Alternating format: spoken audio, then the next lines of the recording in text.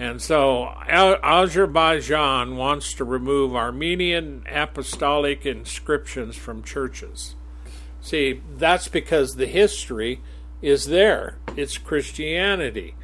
But see, Azerbaijan, with all the Muslims, don't care about the history. They want to get rid of it. So this is really part of the problem there. So pray for,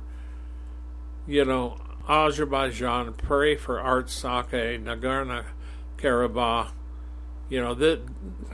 This is a mess. To put it bluntly. Yes.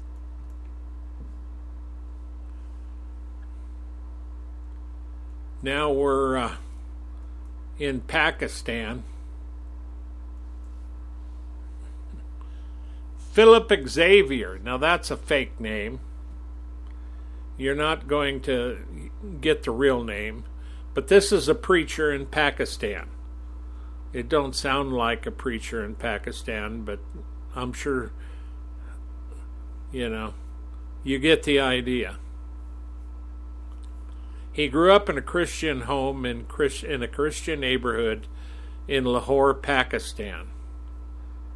Now see, Pakistan is full of Muslims. But his actions didn't reflect his faith. He was an addict.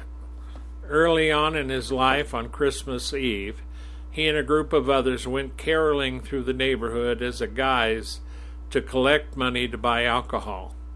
After overindulging and passing out, Philip woke up 2 days later to his mother praying over him. He was overwhelmed with guilt and shame and knew he needed to change. Through his mother's, that's, 2 days, waking up after 2 days, now that's a drunk. Yeah. Through his mother's encouragement, Philip cut ties with his addict friends and opened his Bible. So he must have had something else with that booze, because booze ain't going to knock you out for that long. And this comes to us from globalchristianrelief.org. And he cut ties with his addict friends. He opened a Bible, and he was inspired by the words in Nehemiah 2:17. Come, let us rebuild the wall of Jerusalem, and we will no longer be in disgrace. He felt a calling on his life. He wanted to become a pastor and serve the youth in his neighborhood and those struggling with substance abuse. Over time, Philip was ordained as a pastor and began preaching in churches, emphasizing the importance of skills development and education to break the cycle of poverty. He established a church and community center, and it was at this center where Pastor Xavier met Noman. Noman came from an especially underdeveloped village in rural Pakistan. But even though he couldn't read, Noman was a top student. He was hardworking and honest. And it was through classes at the community center where Noman decided he would establish a tailor shop and make enough money to take care of his family. 6 months later, Pastor Xavier visited Noman and his family at their home, fully expecting to see Noman running his tailor shop. However, to his surprise, he found Noman and his family working as bonded slaves in one of Pakistan's many brick kilns. Noman was toiling. Now, we've covered about the brick kilns. These things are terrible. He was toiling under the scorching sun, covered in mud and dressed in torn clothes. He was barely recognizable. Pastor Xavier sat down with Noman and heard his story. When he had returned home to open his trailer shop, he discovered his parents were burdened with a large debt they were unable to pay off, having taken out a loan from a brick kiln owner.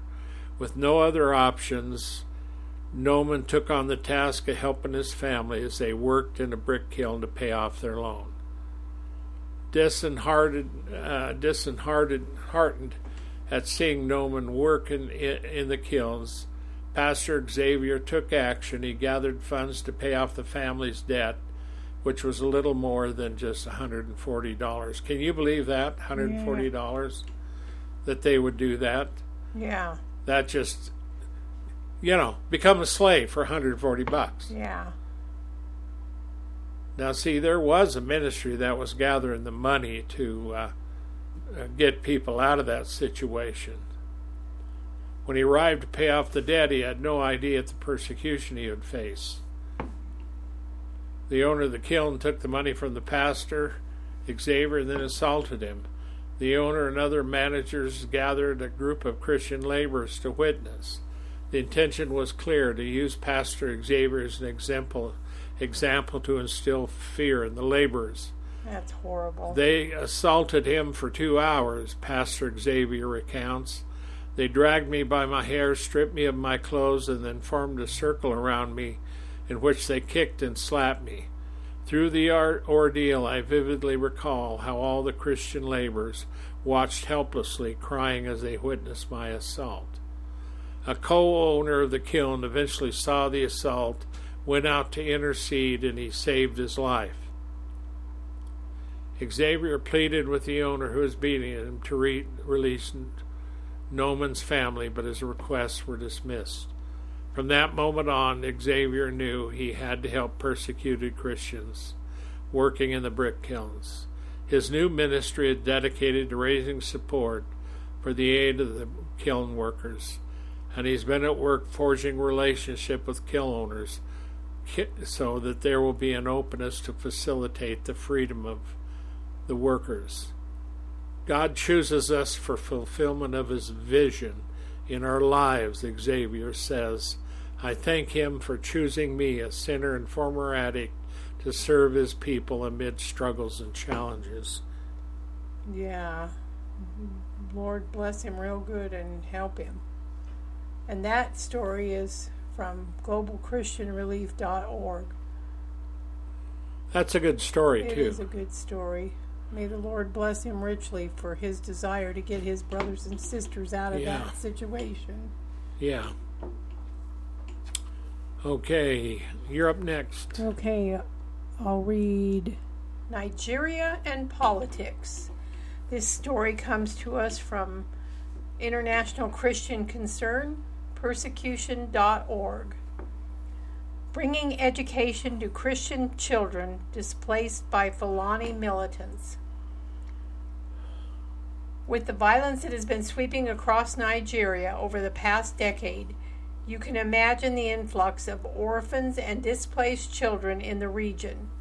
Many of these children are forced to abandon their education as they are unable to afford school fees, leaving them to fall behind their peers. Last year we had the opportunity to open a Hope House facility within a Nigerian refugee camp.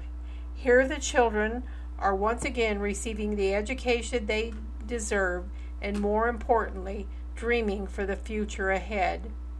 One beneficiary expressed, "We more than appreciate the educational assistance for our children. What you have done to us, I lack words to express my happiness.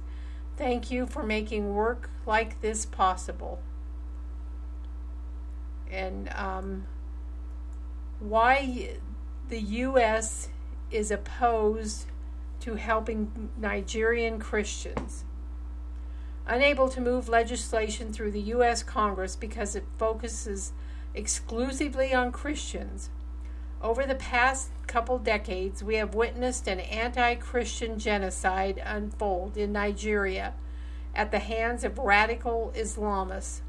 However, with each year that ticks by, we have seen the Nigerian government's reluctance to intervene and, for the most part, silence within the international community. Last year, a U.S. congressman advanced legislation to direct more attention toward the violence in Nigeria, yet another congressman opposed it because the bill focused specifically on Christians.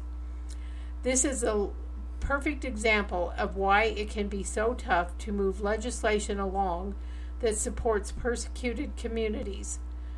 Please join us in prayer for believers in Nigeria, as well as those who are boldly calling for justice in the halls of Congress. You know, this is very disturbing that they don't want to help because it focuses exclusively on Christians. Well, who's the ones being persecuted? It's the Christians. Yeah. It's not any other class of people. Well, you know, and the thing of it is it was a U.S. congressman. Yeah, that's what's even more disturbing.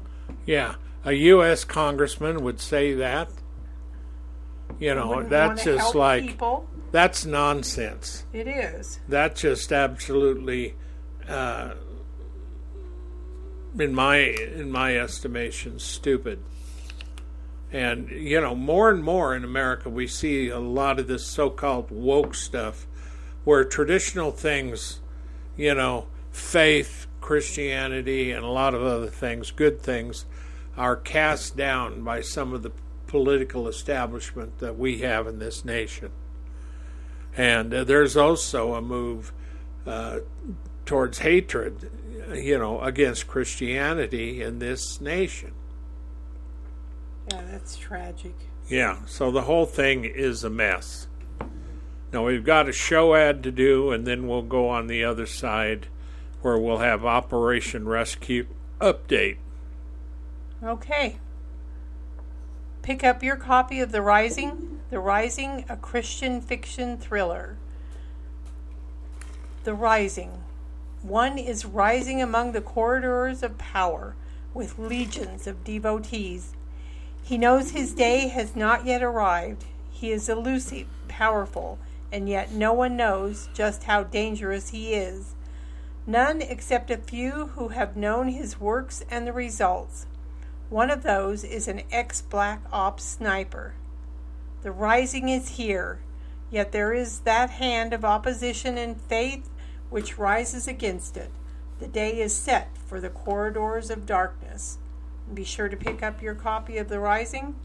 You can go to danaglennsmith.com and you can pick up a copy there.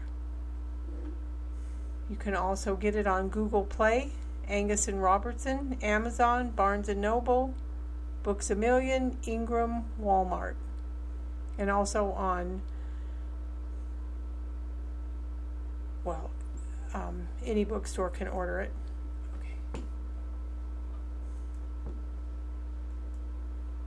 Okay, and now back to you.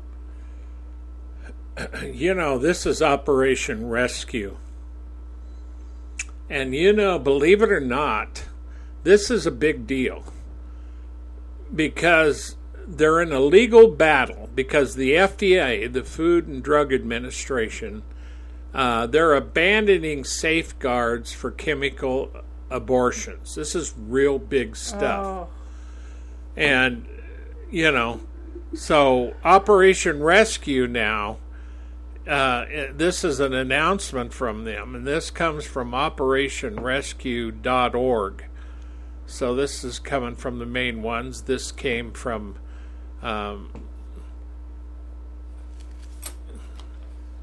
Operation Rescue. I was thinking that's out of CBN, but it may not be.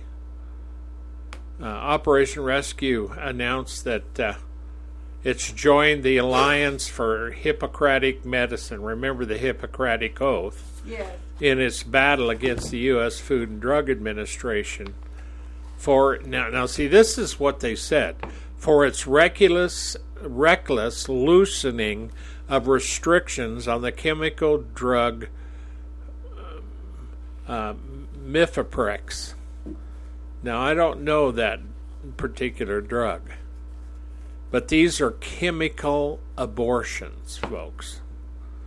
If you get something wrong, then the woman that has a chemical abortion, there could be severe trouble. Now, the reason they use a chemical abortion is to kill the baby. Can you imagine what the baby's suffering during that? And who were we listening to last night? We were listening to Jonathan Cahn. And he was explaining a number of things about America. I've been warning for years and years with Tower about what's coming for America.